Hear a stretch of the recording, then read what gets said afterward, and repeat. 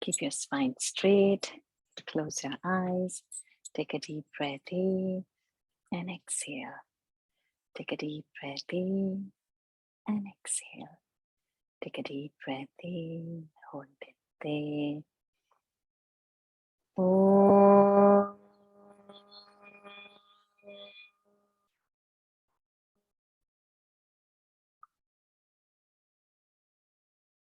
Om.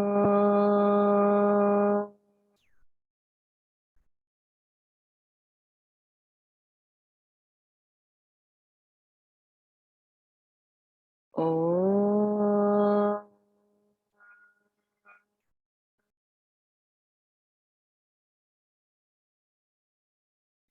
Om Shri Ganeshaya Namaha. Om Shri Saraswatye Namaha. Om Shri Gurubhyo Namaha.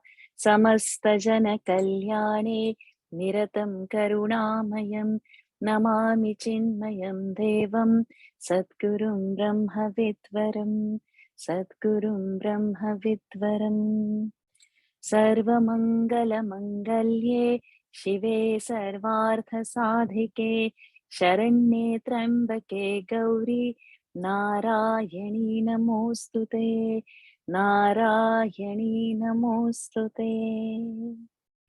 Pranams to Lord, pranams to our Kuti Kumarikas, pranams to all the Satsangis. We will begin the session first.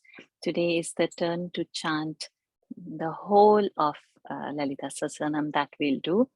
But before that, we will see how our Kuti Devis, Kumarikas have learned so far.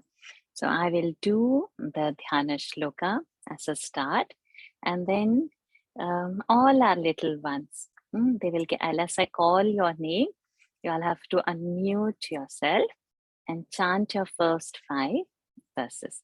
And then after that, I'll continue from there. I have not totally muted everyone. So y'all can unmute yourself when your turn comes.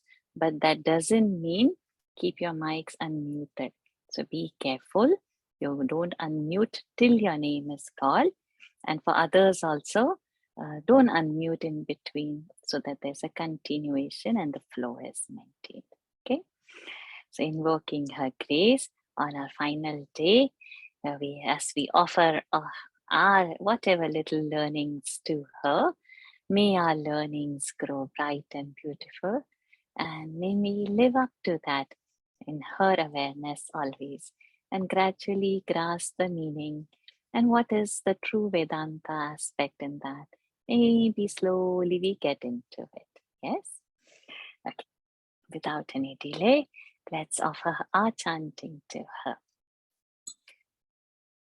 Atha dhyanam Sindurarunavigrahan Trinayanam Manikya Spurat Taranayaka Shekharam Smitamukhi Mapina Vakshoruham Panibhyamalipurnaratnachashakam Raktotpalam Bibhrati Saumyam Ratnaghatastharaktacharanam Dhyayet Paramambikam Arunam Karunatarangitakshim Dhrutapashankushapushpabanachapam Animadibhiravrutamayukhaihi Ahamityeva vibhavaye bhavani Dhyayet padmasanastham vikasitavadanam padmapatrayatachim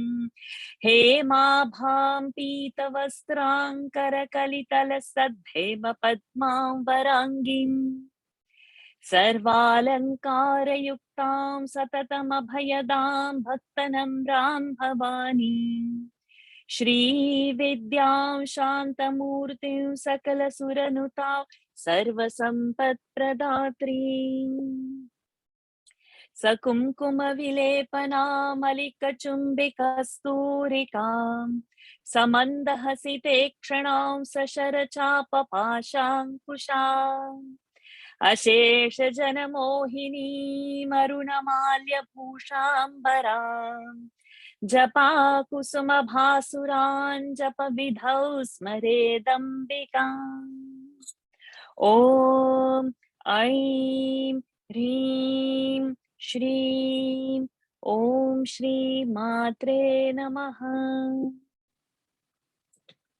Okay, so as I call the kids' name out, you all please come over, unmute yourself, and you need to chat. Okay. Yes, Ria, we start with you. First 5. Yes. Om Shri Mata Shri Maharajni Shrimat Simhasaneshwari Chitagni Kunda Sambhuta Devakarya Samudyata Udyat Bhanu Sahasrabha Chaturbahu Samanvita Ragasvarupa Pasadhya Krodhakarankushojvala Manorupekshu Kodanda मनोरूपेक्षुकोदण्डा पञ्चतन्मात्रसायका निजारुणप्रभापूर मज्जद्ब्रह्माण्डमण्डला Champakashok. Champakashok. I haven't memorized 4th and 5th. Okay, you can read that, no problem. I was expecting you to read, but your memorizing of first 3 is awesome. And you have improved so much in your pronunciation. It was perfect. So fantastic. The PDF that you've sent, it isn't opening. That's why I can't do it. That's why I can't read.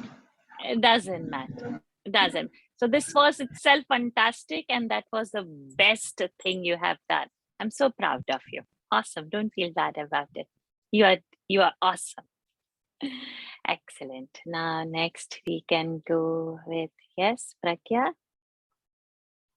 Om Aim Hrim Shrim Om Shri Matre Namaha Om Shri Mata Shri Maharagni Shrimat Simhasaneshwari Chidagni Kunda Sambhuta Devakarya Samudhyata Udyadbhanu Sahasrabha Chaturbahu Samanvita Raga Swarupa Pasadhya क्रोधकाराङ्कुशोज्ज्वलां मनोरूपेक्षुकोदण्डा पञ्चतन्मात्रसायकां निजारुणा प्रभापूरा मज्जद्ब्रह्माण्डमण्डला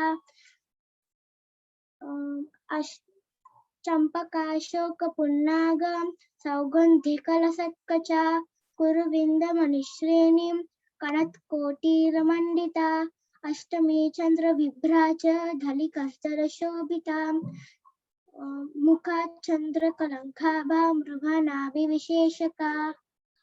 Awesome. How many you have memorized? 5. You have memorized all 5? No, you have not memorized. You chanted 5. How many you remember without seeing?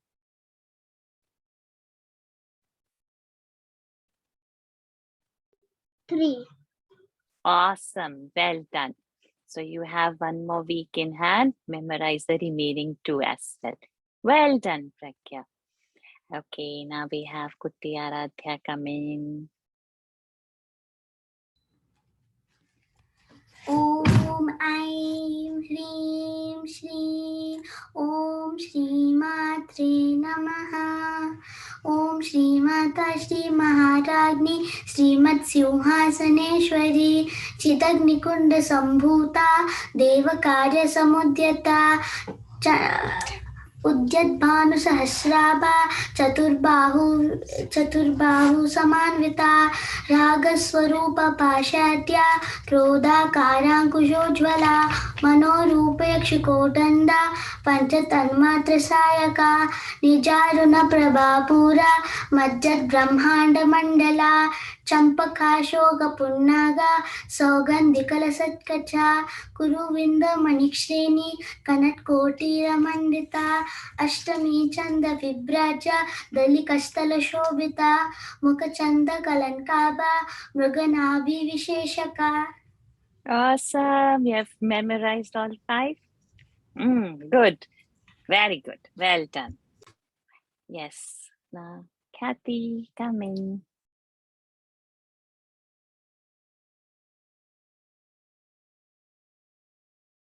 You're there, Kathy?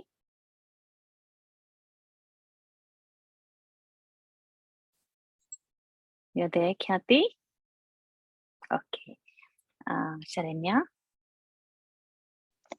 ॐ ऐं ह्रीं श्रीं ॐ श्रीमात्रे नमः. ॐ श्रीमाता श्रीमहाराज्ञी श्रीमत्सिंहासनेश्वरी चितग्निकुण्डसम्भूता देवकार्यसमुद्यता उद्यद्भानुसहस्राभा चतुर्बाहुसमन्विता रागस्वरूप पाषाढ्या क्रोधाकाराङ्कुशोज्ज्वला मनोरूपेक्षुकोदण्डा पञ्चजन्मात्तसायका निजारुण प्रभापूर मज्जत् ब्रह्माण्डमण्डला चम्पकाशोकपुन्नाग सौगन्धिकलसत्कचा कुरुविन्दमणिश्रेणी कनत्कोटिरमण्डिता अष्टमी चन्द्रबिभ्राज दलिकस्थलशोभिता मुखचन्द्रकलङ्काभ मृगनाभिविशेषका. Awesome. Perfect. Not only memorized, but pronunciations also fantastic. Thank you, Shri- Auntie. Awesome. Shrikar, you will offer your first 5. Hari Om. Hariyam. Om Aim Hreem Shreem Om Shri Matre Namaha. Om Shri Mata Shri Maharani Shrimat Simhasaneshwari Shinagni Kunda Sambhuta Devakaya Samudyata Udyadbhanu Sahasrabha Chaturbahu Samanvita Ragaswarupa पाषाढ्या क्रोधाकाराङ्कुशोज्ज्वला मनोरूपेक्षुकोदण्डा पञ्चतन्मात्रसायका निजारुण प्रभापूरा मज्जत् ब्रह्माण्डमण्डला चम्पकाशोकपुन्नागा सौगन्धिकलसत्कचा कुरुविन्दमणिश्रेणी कनत्कोटिरमण्डिता Ashtami चन्द्रविभ्राज दलिकस्थलशोभिता मुखचन्द्रकलङ्काभ मृगनाभिविशेषका. Awesome, my dear child. Slowly now start memorizing it also. Okay. Whatever you will memorize in this age will remain lifelong. So don't waste this age. Don't waste the time. You must memorize as many, not only Lalita Sahasranam, as many stotras, as much of our Sanskrit as possible. Whatever scriptures our rishis have left, we need to conquer one by one and put it in our memory now in this age. Okay. So on next Friday, when the group will open, when you'll post your audio, let it be out of your memory. Okay. Awesome, my dear child. Darshan, can you come and offer your first 5, please? Okay. Om Shri Mata Shri Maharagni Shrimat Simhasaneshwari Chidagnikunta Sambhuta Devakara Samudhyata Udyadbhanu Sahasrabha Chaturbahu Sanmanvita Ragaswarupa Pashadhya Krodhakarankushojjvala Manorupekshukodanda Panchatanmarta Sayaka Vijaruna Prabhapura Majja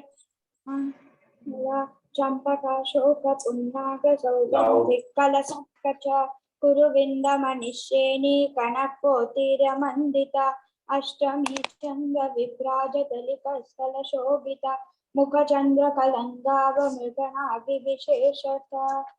Awesome, awesome, perfect, excellent. Are there any kids? Are there any young adults, teenagers? Ma'am, can I sing the first 5 verses? Yes, and keep your cam on so that I can see you. How Yes. old are you, my dear? Ma'am, 11. Anushka. Yes, ma'am. Go ahead. Om Aim Hreem Shreem ॐ श्रीमात्रे नमः।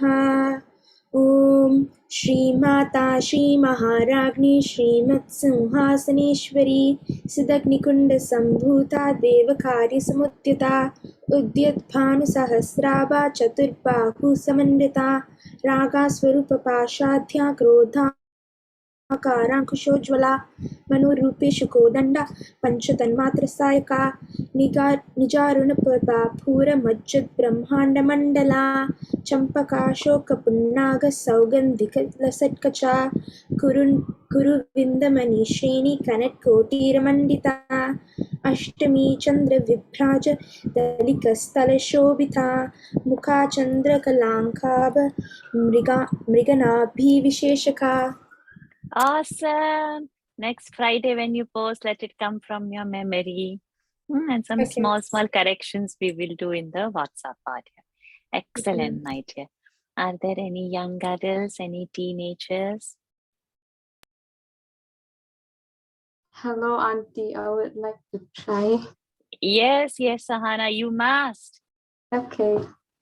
Om Aim Krim Shrim Om Shri Mata Shri Maharajni Shrimat Simhasaneshwari Chidagnikunda Sambhuta Devakarya Samudyata Udyadbhanu Sahasrabha Chaturbahu Samandita Ragasvarupa Pashadhya Krodha Karankushojvala मनोरूपेषु कोदण्डा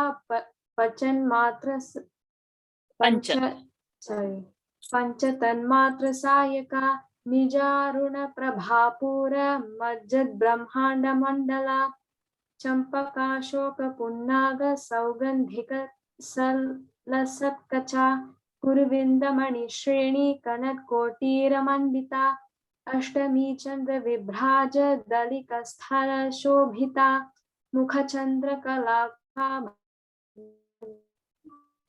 मृगनाभिविशोषका विशेषका. Awesome. Just say the Bija Mantra line again. The first one. Okay. Om Shri Mata Shri Maharajni. Before that. That Bija Mantra which you said now, right? Before saying, say that. Om Aim Krim Shrim. After that? Shrim Namaha. Correct. Yes, that's right. So you have to say that. So the Bija Mantra is for that first name. That's okay. Excellent. Well done. Well done. Thank you, Auntie. Any more young kids, teenagers, anyone, girls, boys? Okay. So now we are going to start the chanting. We are going to do the whole thing. So pay attention and stay throughout muted and chant along with me. Okay. Let's begin. Om Aim Hrim Shri Om Shri Matre Namaha.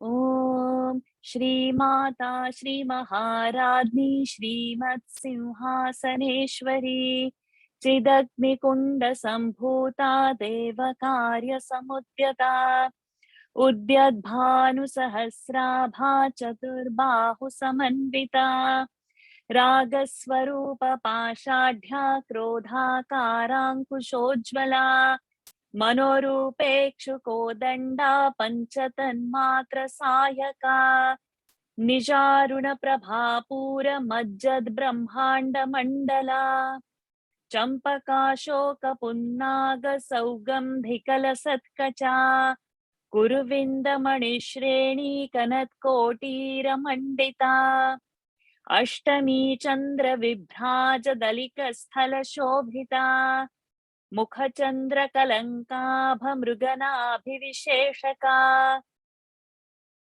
वदनस्मरमाङ्गल्यगृहतोरणचिल्लिका वक्त्रलक्ष्मीपरीवाहचलन्मीनाभलोचना नवचम्पकपुष्पाभनासा दण्डविराजिता ताराकान्तितिरस्कारि नासाभरणभासुरा कदम्बमञ्जरी क्लुप्तकर्णपूरमनोहरा ताटङ्कयुगलीभूततपनोडुपमण्डला पद्मरागशिलादर्श परिभाविकपोलभूः नवविद्रुमबिम्बश्रीन्यक्कारिरदनच्छदा शुद्धविद्याङ्कुराकार द्विजपङ्क्तिद्वयोज्ज्वला कर्पूरवीटिकामोदसमाकर्षि दिगन्तरा निजसल्लापमाधुर्य विनिर्भर्त्सितकच्छपी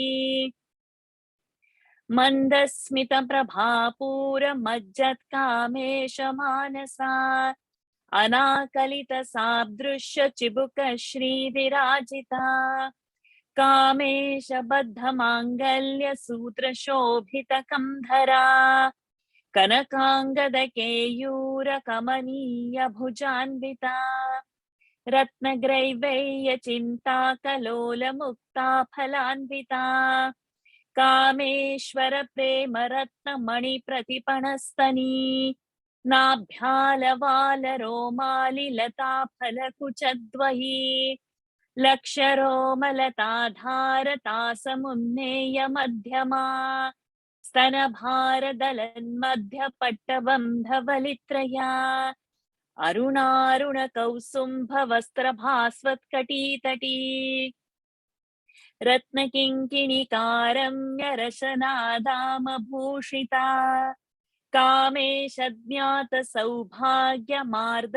कामेशज्ञातसौभाग्यमार्दवोरुद्वयान्विता माणिक्यमकुटाकार जानुद्वयविराजिता इन्द्रगोपपरिक्षिप्तस्मरतूणाभजङ्घिका गूढगुल्फा कूर्मपृष्ठजैष्णुप्रपदान्विता नखदीधिति सञ्छन्ननमज्जनतमो गुणा पदद्वयप्रभाजालपराकृतसरोरुहा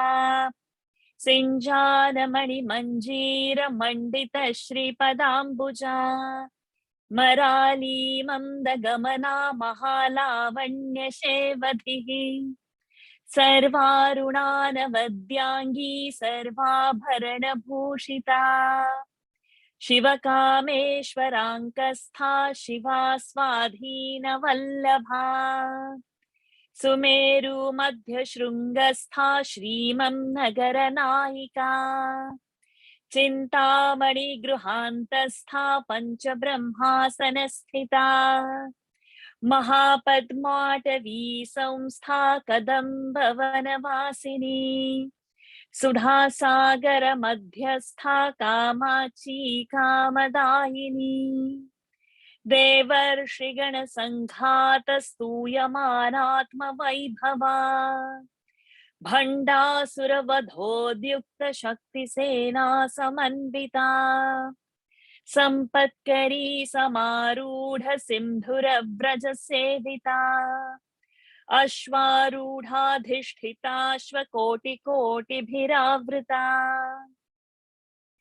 चक्रराजरथारूढ सर्वायुधपरिष्कृता गेयचक्ररथारूढ मन्त्रिणी परिसेविता किरिचक्ररथारूढ दण्डनाथा पुरस्कृता ज्वालामालिनिकाक्षिप्तवह्निप्राकारमध्यगा भण्डसैन्यवधोद्युक्तशक्तिविक्रमहर्षिता नित्या पराक्रमाटोपनिरीक्षणसमुत्सुका भण्डपुत्रवधोद्युक्तबाला विक्रमनन्दिता मन्त्रिण्यम्बा विरचित विषङ्गवधतोषिता विशुक्रप्राणहरणवाराही वीर्यनन्दिता कामेश्वरमुखालोककल्पित श्रीगणेश्वरा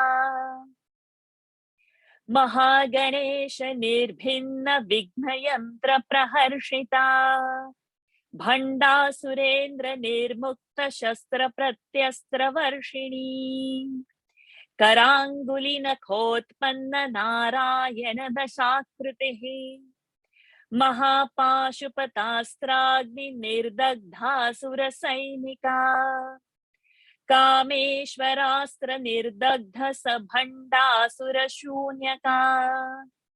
ब्रह्मोपेन्द्र महेन्द्रादिदेव संस्तुत वैभवा हरनेत्राग्निसन्दग्ध काम सञ्जीवनौषधिः श्रीमद्वाग्भवकूटैकस्वरूप मुखपङ्कजा कण्ठाधः कटिपर्यन्त मध्यकूटस्वरूपिणी शक्तिकूटैकतापन्न कट्यधो भागधारिणी मूलमन्त्रात्मिका मूलकूटत्रयकलेबरा कुलामृतैकरसिका कुलसङ्केतपालिनी कुलाङ्गना कुलान्तस्था कौलिनी कुलयोगिनी अकुला समयान्तस्था समयाचार तत्परा मूलाधारैकनिलया ब्रह्मग्रन्थि विभेदिनी मणिपूरान्तरुदिता विष्णुग्रन्थि विभेदिनी आज्ञाचक्रान्तरालस्था रुद्रग्रन्थि विभेदिनी सहस्राराम्बुजारूढा सुधासाराभिवर्षिणी तडिल्लता समरुचिः षट्चक्रोपरि संस्थिता महाशक्तिः कुण्डलिनी विसतं तु तनीयसी भवानी भावनागम्या भवारण्यकुठारिका भद्रप्रिया भद्रमूर्तिर्भक्त सौभाग्यदायिनी भक्तिप्रिया भक्तिगम्या भक्तिवश्या भयापहा शाम्भवी शारदाराध्या शर्वाणी शर्मदायिनी शाङ्करी श्रीकरी साध्वी शरच्चन्द्र निभानना शातोदरी शान्तिमती निराधारा निरञ्जना निर्लेपा निर्मला नित्या निराकारा निराकुला निर्गुणा निष्कला शान्ता निष्कामा निरुपप्लवा नित्यमुक्ता निर्विकारा निष्प्रपञ्चा निराश्रया नित्यशुद्धा नित्यबुद्धा निरवद्या निरन्तरा निष्कारणा निष्कलङ्का निरुपाधिर्निरीश्वरा नीरागारागमथनी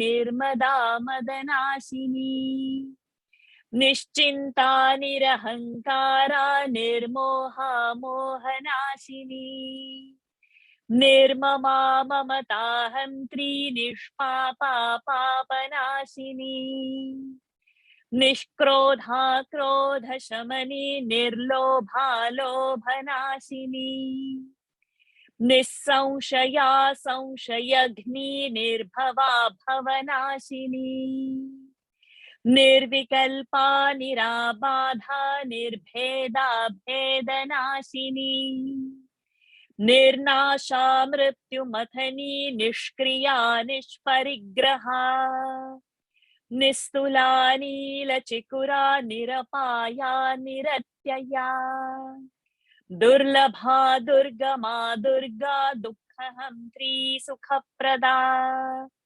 दुष्टदूरा दुराचार शमनी दोषवर्जिता सर्वज्ञा सान्द्र करुणा समानाधिकवर्जिता सर्वशक्तिमयी सर्वमङ्गला सद्गतिप्रदा सर्वेश्वरी सर्वमयी सर्वमन्त्रस्वरूपिणी सर्वयन्त्रात्मिका सर्वतन्त्ररूपा मनोन्मनी माहेश्वरी महादेवी महालक्ष्मीर्मृडप्रिया महारूपा महापूज्या महापातकनाशिनी महामाया महासत्त्वा महाशक्तिर्महारतिः महाभोगा महैश्वर्या महावीर्या महाबला महाबुद्धिर्महासिद्धिर्महायोगेश्वरेश्वरी महातंत्रा महामंत्रा महायंत्रा महासना महायागक्रमाराध्या महाभैरवपूजिता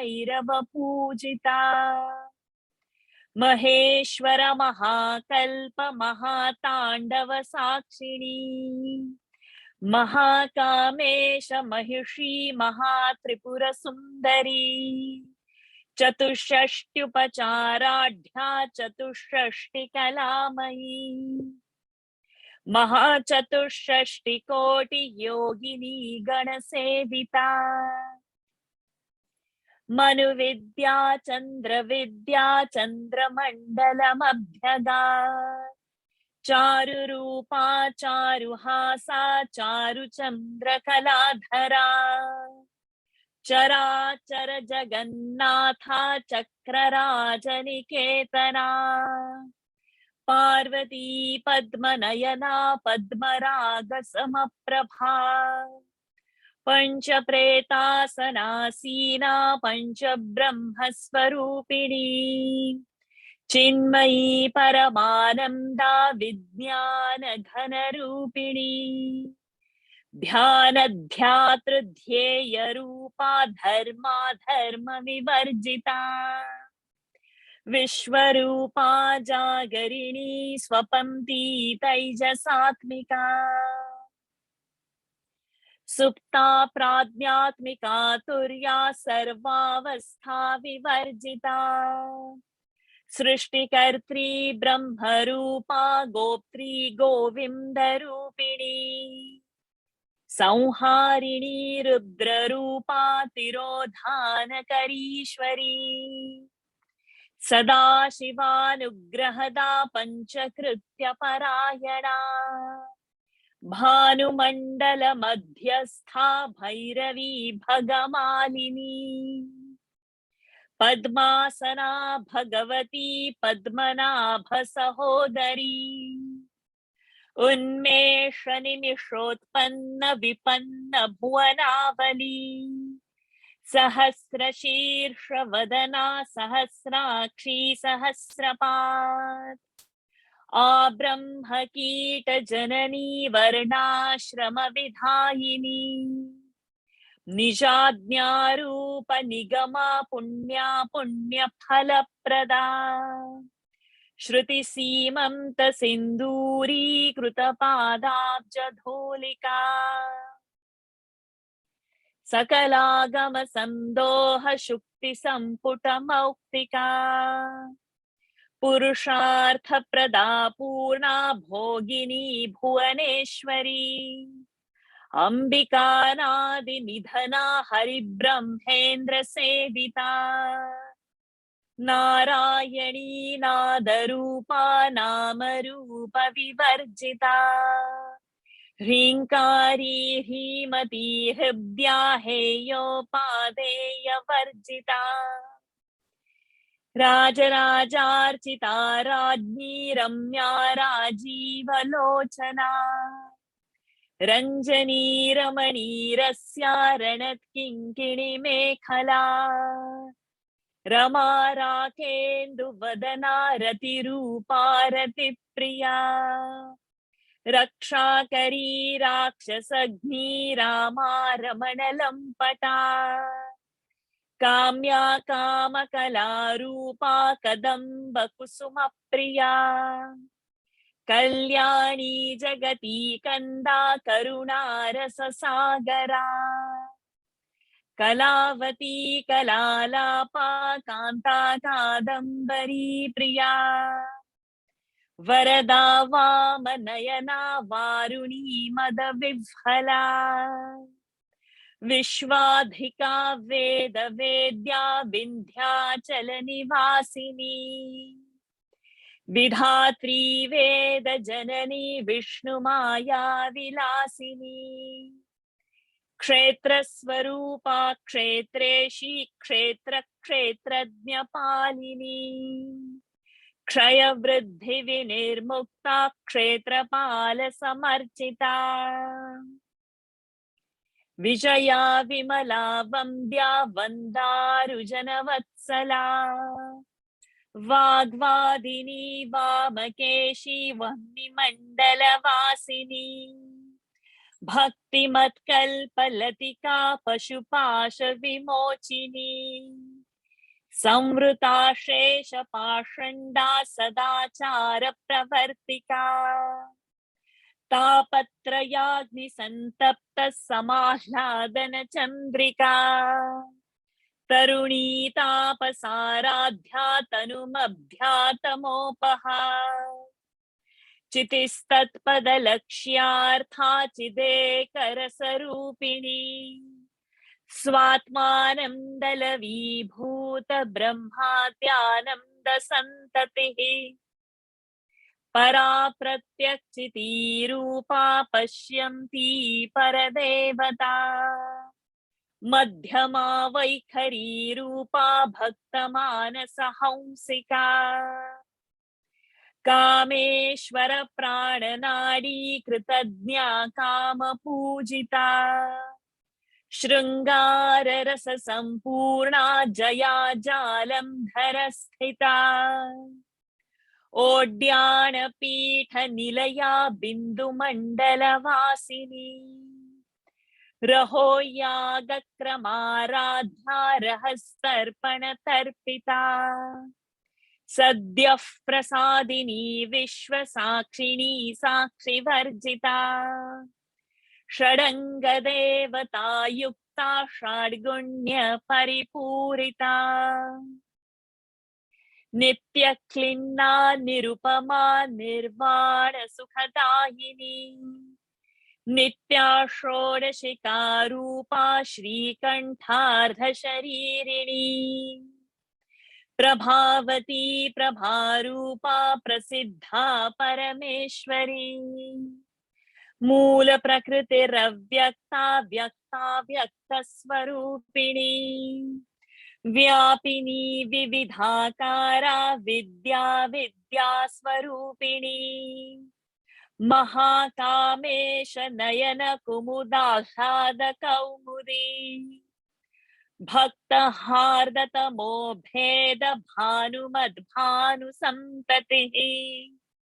शिवदूति शिवाराध्या शिवमूर्ति शिवंकरी शिवप्रिया शिवपरा शिष्टेष्टा शिष्टपूजिता अप्रमेया स्वप्रकाशा मनोवाचामगोचरा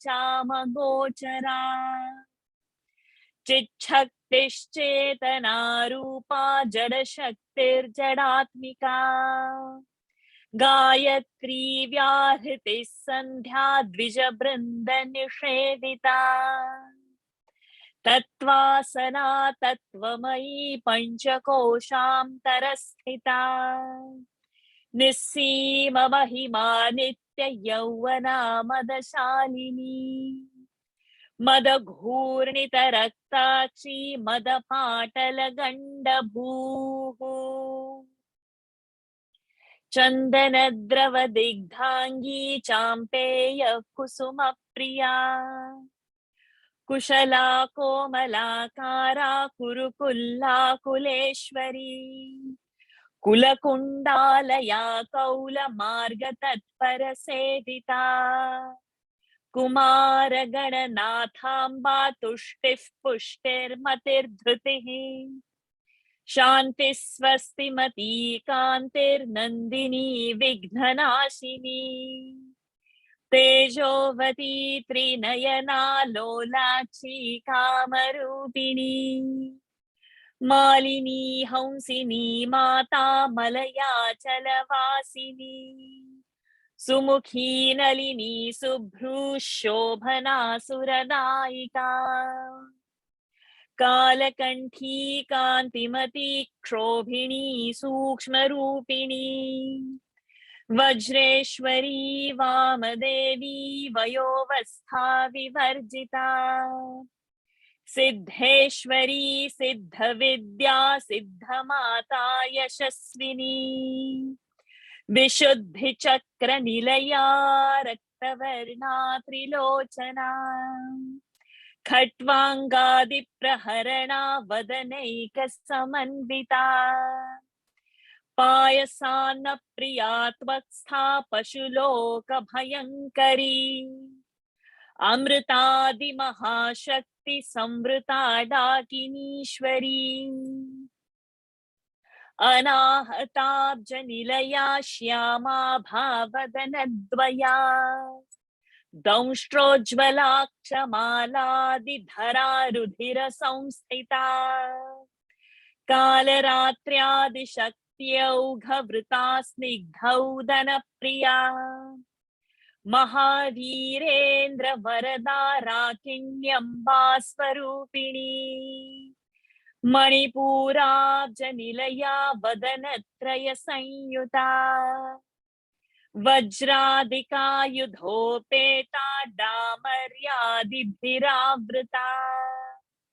रक्तवर्णा मांसनिष्ठा गुडान्न प्रीतमानसा समस्त भक्त सुखदा लाकिन्यम्बा स्वरूपिणी स्वाधिष्ठानाम्बुजगता चतुर्वक्त्र मनोहरा शूलाद्यायुध संपन्ना पीतवर्णातिगर्विता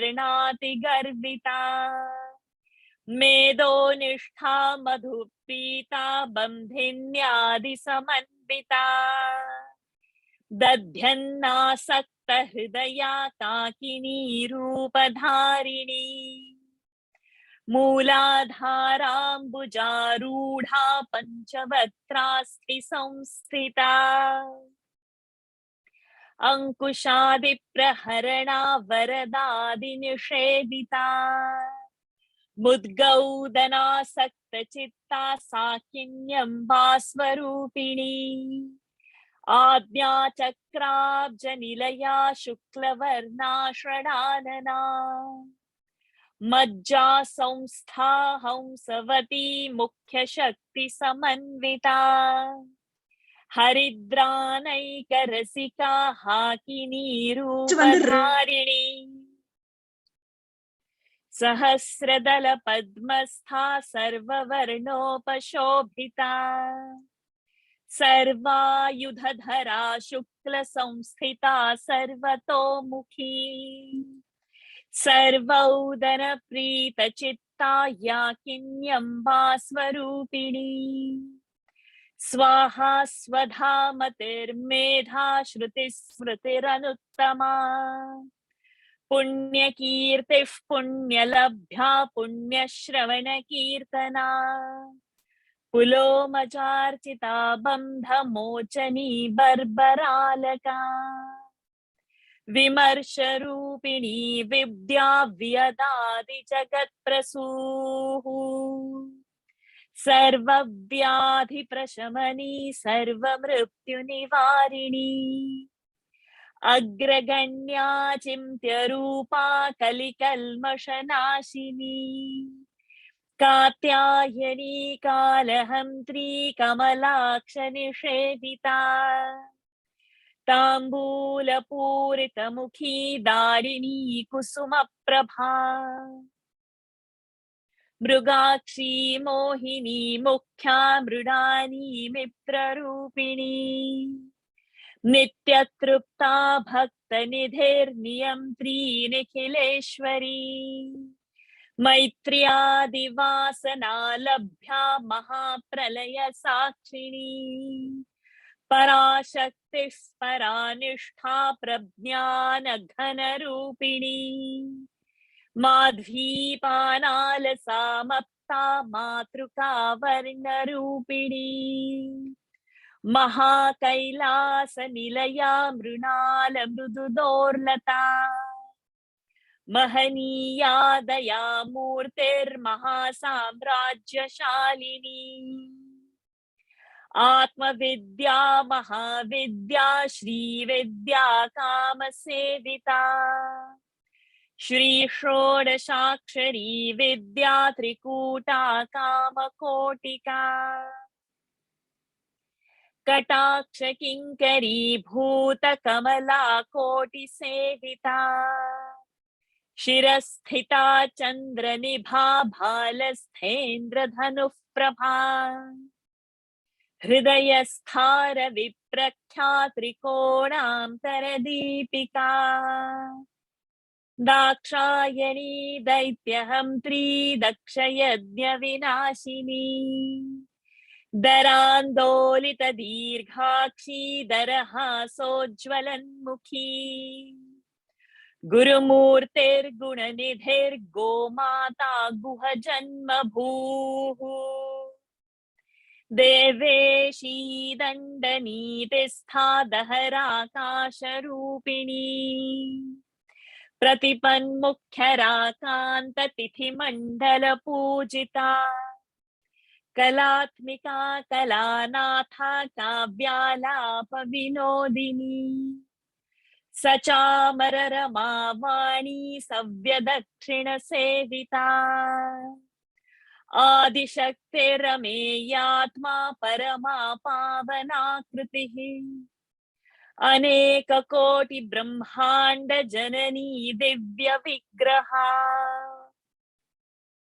क्लींकारी केवला गुह्या कैवल्य पददाहिनी त्रिपुरा त्रिजगद्वन्द्या त्रिमूर्तिस्त्रिदशेश्वरी त्र्यक्षरी दिव्य गंधाढ्या सिंदूर तिलकांचिता उमा शैलेन्द्र तनया गौरी गंधर्व सेविता विश्वगर्भा स्वर्णगर्भा वरदा वागधीश्वरी ध्यानगम्या परिच्छेद्या ज्ञानदा ज्ञान विग्रहा सर्ववेदांत संवेद्या सत्यानंद स्वरूपिणी लोपामुद्रार्चिता लीला क्लुप्त ब्रह्मांड मंडला अदृश्यादृश्य रहिता विज्ञात्री वेद्य वर्जिता योगिनी योगदा योग्या योगानंदा युगंधरा इच्छा शक्ति ज्ञान शक्ति क्रिया शक्ति स्वरूपिणी सर्वाधारा सुप्रतिष्ठा सदसद्रूपधारिणी अष्टमूर्तिर्रजा जैत्री लोकयात्रा विधायिनी एकाकिनी भूमरूपा निर्द्वैता द्वैतवर्जिता अन्नदा वसुधा वृद्धा ब्रह्मात्मैक्य स्वरूपिणी बृहती ब्राह्मणी ब्राह्मी ब्रह्मानंदा बलिप्रिया भाषारूपा बृहत्सेना भावा भाव विवर्जिता सुखाराध्या शुभकरी शोभना सुलभा गतिः राजराजेश्वरी राज्यदायिनी राज्यवल्लभा राजत्कृपा राजपीठ निवेशित निजाश्रिता राजलक्ष्मी कोशनाथा चतुरंगबलेश्वरी साम्राज्यदायिनी सत्यसंधा सागर मेखला दीक्षिता दैत्य शमनी सर्वलोकवशंकरी सर्वार्थदात्री सावित्री सच्चिदानंद रूपिणी देशकाला परिच्छिन्ना सर्वगा सर्वमोहिनी सरस्वती शास्त्रमयी गुहाम्बा गुह्यरूपिणी सर्वोपाधि विनिर्मुक्ता सदा शिवपतिव्रता संप्रदायेश्वरी साध्वी गुरुमंडल रूपिणी कुलोत्तीर्णा भगाराध्या माया मधुमतीमही गणाम्बा गुह्यकाराध्या कोमलांगी गुरुप्रिया स्वतंत्रा सर्वतंत्रेशी दक्षिणामूर्तिरूपिणी सनकादिसमाराध्या शिवज्ञानप्रदायिनी चित्कलानन्दकलिका प्रेमरूपा प्रियङ्करी नाम पारायण प्रीता नन्दिविद्या नटेश्वरी मिथ्या जगदधिष्ठाना मुक्तिदा मुक्तिरूपिणी लास्य प्रिया लयकरी लज्जारम्भादिवन्दिता भवदा वसुधा वृष्टिः पापारण्यदवानला दौर्भाग्यतूलवातूला जराध्वान्तरविप्रभा भाग्याभिचन्द्रिका भक्तचित्तकेकि घना घना रोगपर्वतदम्भोलिर्मृत्युदारुकुठारिका महेश्वरी महाकाली महाग्रासा महाशना अपर्णा चण्डिका चण्डमुण्डा सुरनिषूदिनी क्षरात्मिका सर्वलोकेशी विश्वधारिणी त्रिवर्गदात्री सुभगा त्र्यम्बका त्रिगुणात्मिका स्वर्गापवर्गदा शुद्धा जपा पुष्पनिभाकृतिः ओजोवती द्युतिधरा यज्ञरूपा प्रियव्रता दुराराध्या दुराधर्षा पाटली कुसुमप्रिया महती मेरुनिलया मन्दार कुसुमप्रिया वीराराध्या विराड्रूपा विरजा विश्वतोमुखी प्रत्यग्रूपा पराकाशा प्राणदा प्राणरूपिणी मार्ताण्ड भैरवाराध्या मन्त्रिणी न्यस्तराज्यधूः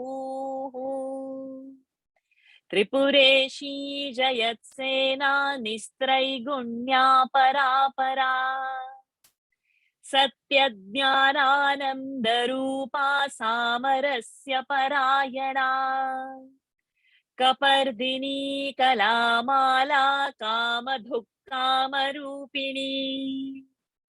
कलानिधिः काव्यकला रसज्ञा रसशेवधिः पुष्टा पुरातना पूजा पुष्करा पुष्करेक्षणा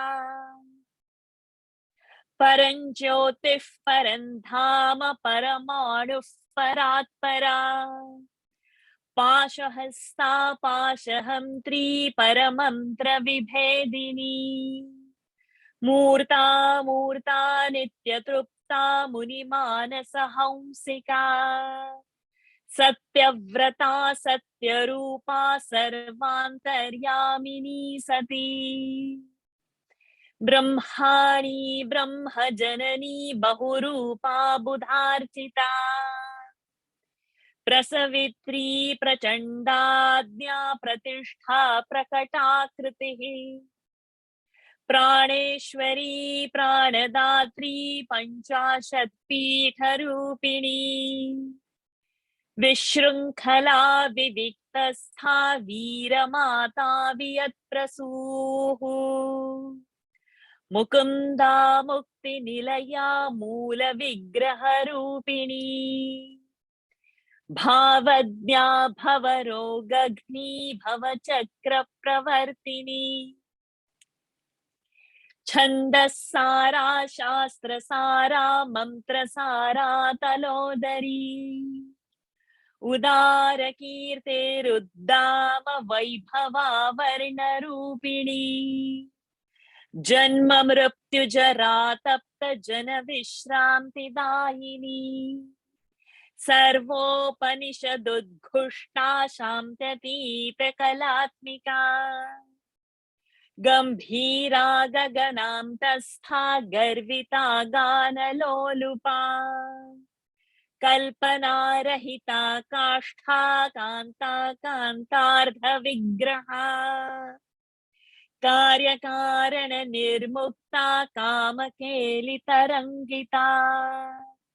कनत्कनकताटङ्का लीला विग्रहधारिणी अजाक्षय विनिर्मुक्ता मुग्धा क्षिप्रप्रसादिनी अंतर्मुख समाराध्या बहिर्मुख सुदुर्लभा त्रयी त्रिवर्ग निलया त्रिस्था त्रिपुरमालिनी निरामया निरालंबा स्वात्मा रामा सुधाश्रुतिः संसार पंक निर्मग्न समुद्धरण पंडिता यद्यप्रिया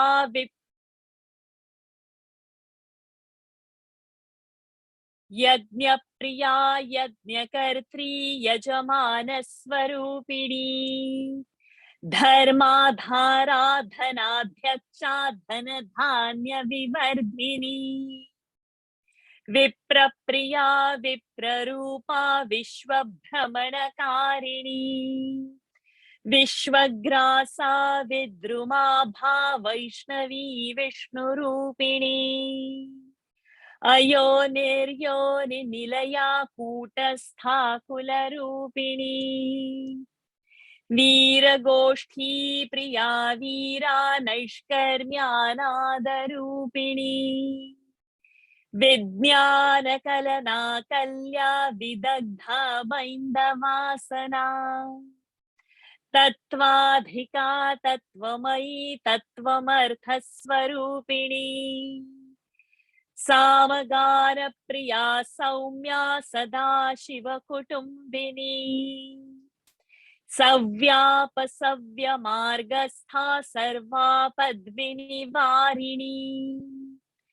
स्वस्था स्वभाव मधुरा धीरा धीर समर्चिता चैतन्यार्घ्य समाराध्या चैतन्य कुसुम प्रिया सदोदिता सदा तुष्टा तरुणादित्य पाटला दक्षिणा दक्षिणाराध्या दरस्मेर मुखाम्बुजा कौलिनी केवला नर्घ्य कैवल्य पददायिनी स्तोत्र प्रिया स्तुतिमती श्रुति स्तोत्र प्रिया स्तुतिमती श्रुति संस्तुत वैभवा मनस्विनी मानवती महेशी मंगलाकृतिः विश्वमाता जगद्धात्री विशालाक्षी विरागिणी प्रगल्भा परमोदारा परामोदा मनोमयी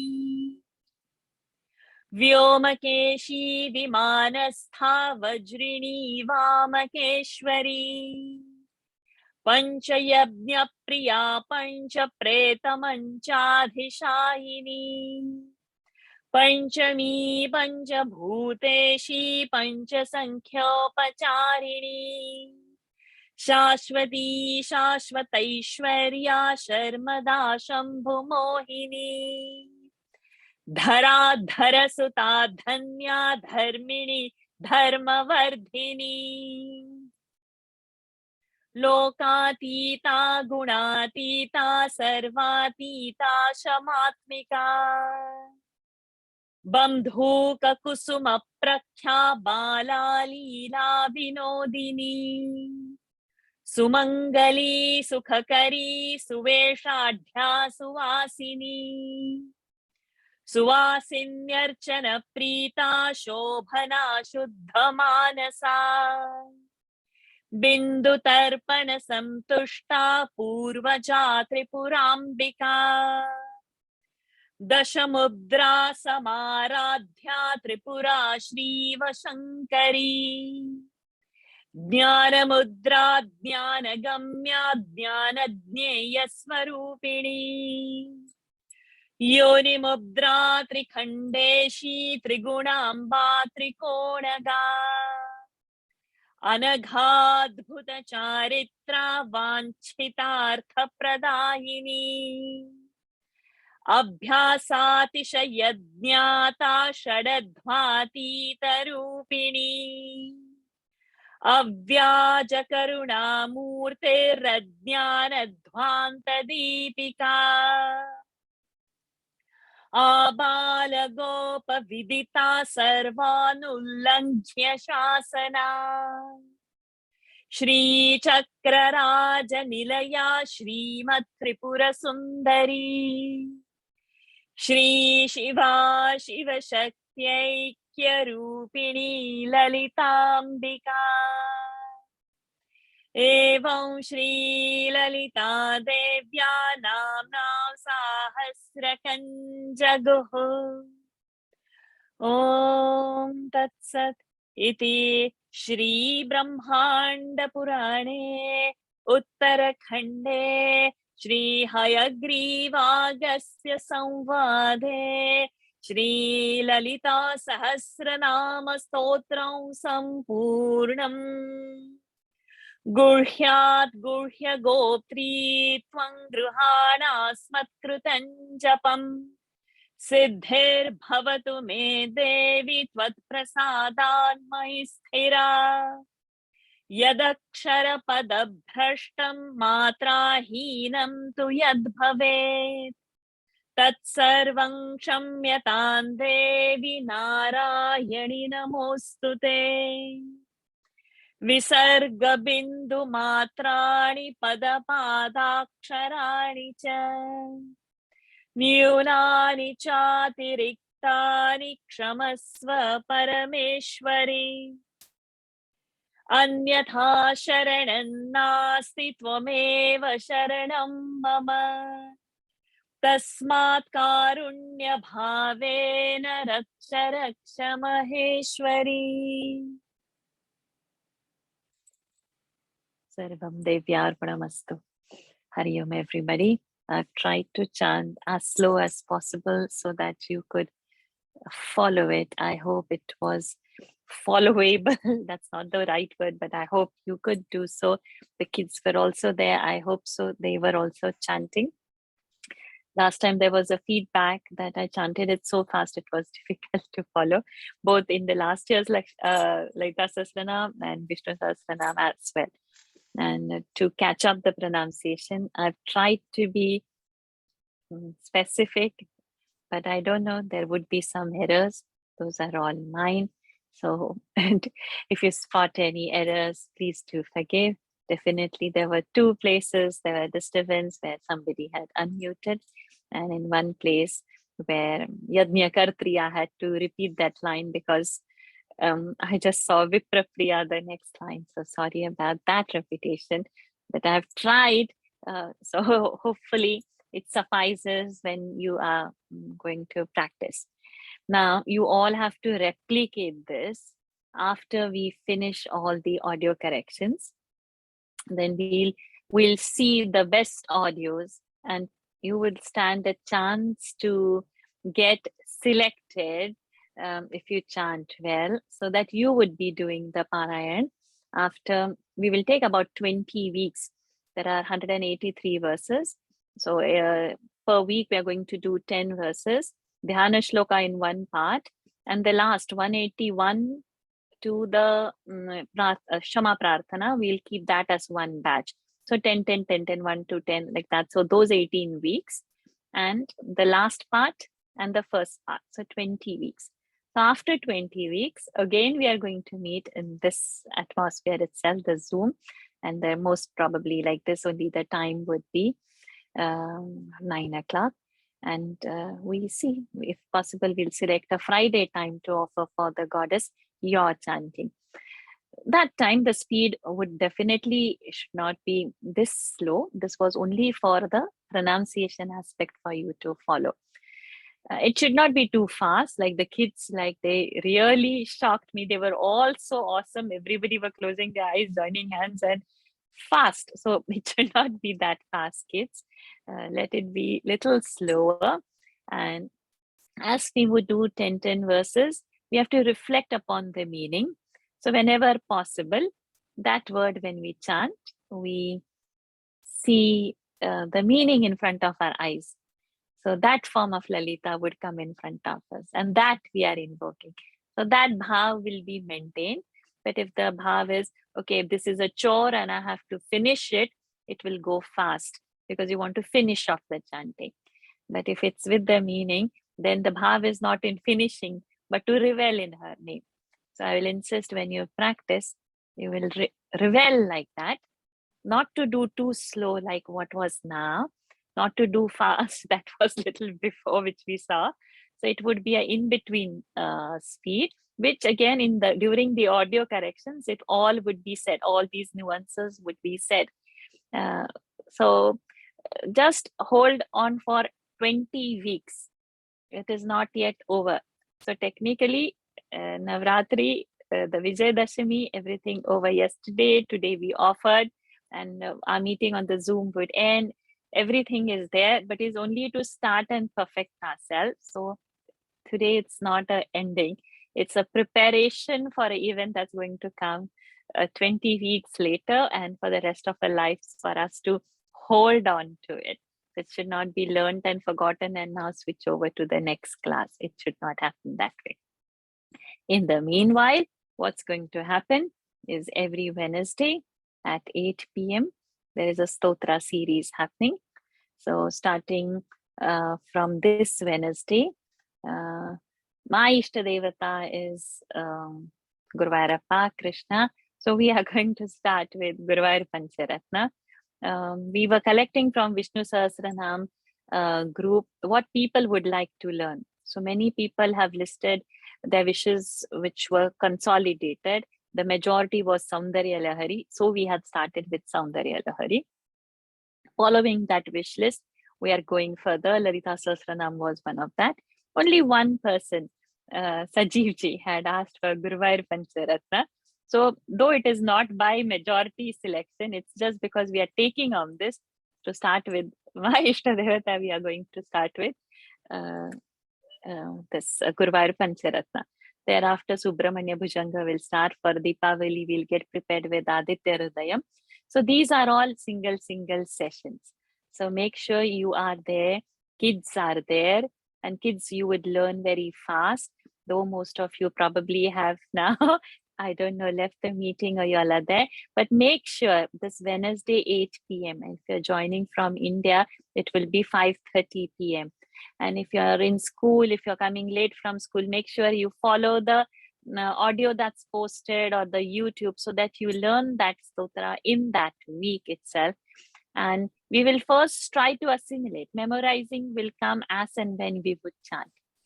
Whenever the occasion would come, stand for that occasion and offer your chantings, learn something new.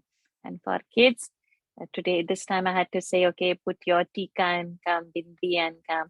So next time, just remember any festival coming, adorn your traditional dress, adorn your jewelry, let the kumkumam be there, girls. Don't come bare forehead on a festive occasion. Let the bangles, earrings, mala, flowers be adorned for a festival. Why I'm saying this? In 2 weeks plus time, Deepavali will come. Celebrate all the days of Deepavali in the traditional attire. Leave aside your shorts and tights for a while and adorn this with all the alankara done on yourself. And then you will see how you would glow. And plus add these chantings. So whenever your birthday comes, whenever you have to chant, wear your traditional attires, kids. Put your bindi, make sure Chandanam Kumkumam is there on your forehead, and then you sit for your chanting. If you don't have your personal Kutti god, make your personal Kutti god where you offer your daily Namaskara, kids, and you offer your chanting to that Lord. If parents allow you to light lamp because of the fire thing, or if you know to light it without getting yourself burned, please do that daily once and offer your one verse and continue the practice. It should not be, it's bundled up and the class is over. It should not be that. There should be continuation across the audio messages on WhatsApp. I'll be asking all this. Okay, kids. So with this, we end this session only to join on WhatsApp audios. If anybody has anything to ask, please raise hands or unmute yourself and ask. Varshaji, this slokas and all you send PDF? Yes, I'll be sending. Meda Suttam also you told na Varshaji? Somebody has background going, so can you please close the background? It's so bad to do this. Meda Yeah, Suttam also you told na ji Varshaji? Yes. It's all going to be in that series. So you must have seen the flyer. The flyer has the Zoom link, the ID. I've kept the password very simple. Only numbers are there. You can share with whomever you want. All are welcome to join. Even those who are not registered in the group, they can also join. And it's all single sessions. So make sure that your time is invested in chanting. Even if you know, you please join, so that it's a time spent in chanting that stotra for that particular week. PDF also you please share it. We will take print out and be ready with that. Ji. Yes, Okay, yes, I will do. Thank you. Thank you. Any more questions? Okay, so with immense gratitude, ending this session. Thank you, each one of you, to allow me to serve you all. Hari Om. Thank you, Varshaji. Thanks a lot. Thank you so teaching much, us. Gurudev. Thank you. Keep your Thank you. spine straight. Thank you. Take a deep breath in and exhale. Take a deep breath in and exhale. Take a deep breath in, hold it there. Oh.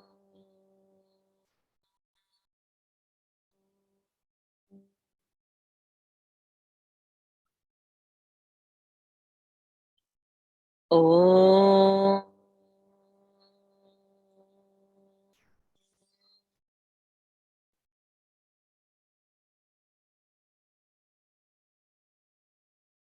Oh.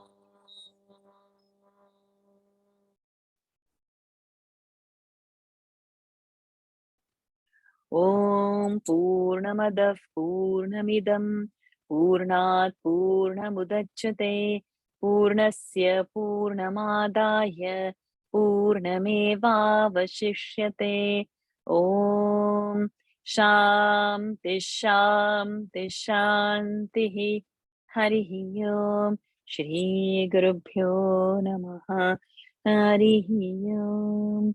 Shri Devyarpanamastu. Thank you, everybody. See you next Wednesday, 8 o'clock. Hari Om. Thank you, Hari Om Varshaji. Varshaji. Thank you, Om, Varshaji. Thank you. Hari Thank you. Hari Yes. Om. Thank you, Om. Varshaji. Thank you very Hari. much. Hari Thank Om. you. Thank you, Hari Varshaji. Om. Thank you so Hari. much. Hari Om. Thank you, Varshaji. Hari Om. Thank you. Yeah, Varshaji, thank you so much. My pleasure. Thank you. Hari Om. Thank you, Varsha. Thank you, Leelama. Thank you, Varsha. Hari Om. Hari Om. Thanks to you. Thanks to Shri. Oh. So again, more to do. More is there. Thank you so much, Varshaji. It's really Thank you. nice. Oh, thank you, Rasmi. Thank you, Varshaji. Thank you. Thank you, Ji. Thank you. Thank you so much, Varshaji. Oh, thank you, Jayanti Ji. Thank you. Lovely session. Thank you. Every word you said clearly. It's so much time for you to recite, but it's so clear every word is pronunciation. Thank you, Leelama. Thank you.